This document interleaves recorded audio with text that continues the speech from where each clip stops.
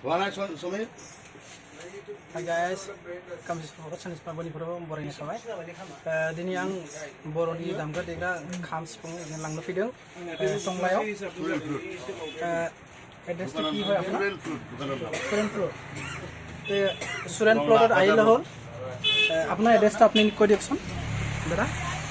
দোকানের নাম তো সুরেন ফ্লুট টংলা বাজার রোড চাইলি পড়া পুলিশ পয়েন্টের পড়া অলপ নাওমান মানে সার্কেল অফিস রোড আছে তাতে 10-15টা দোকান পার হলে মোর দোকানটা পাবো দোকানের নাম সুরেন ফ্লুট जों लाबाय जरासे खाम ओमफ्राय आरो जथा जाबसिं जथा गाबसिं लादों टोटल किमान आसल दादा 14,900 14,900 न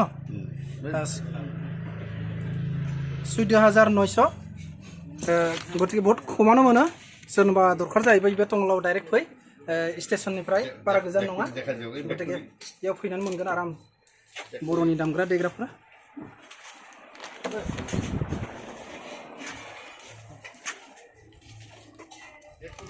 Hi guys, राजिफोर नायदो दखान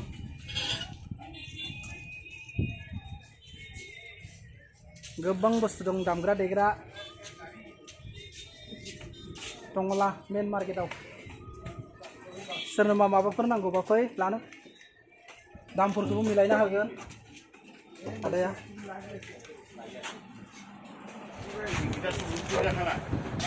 नै आं आदा सानैखौ लाबोदों जों खाम लांनो थाखाय लोगोसे माने जोंबो मोजां बासिनो हायाना बिसोर सिनायोना बेखौनो लाबोदों आरो बिसोरो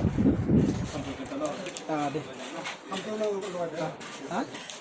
नै बेनोमोन ना बै जरासे जों लादों 14,000 दे रायजोफोर जायनो दरखार दं इयाव फैबानो जाबाय टंलायाव बे जाबाय दे बारा बुङा जायखौ मोजां मोनो बेयो लाइक शेयार खालामबानो जाबाय ओमफ्राय चेनेलखौ साबस्क्राइब खालामबानो जाबाय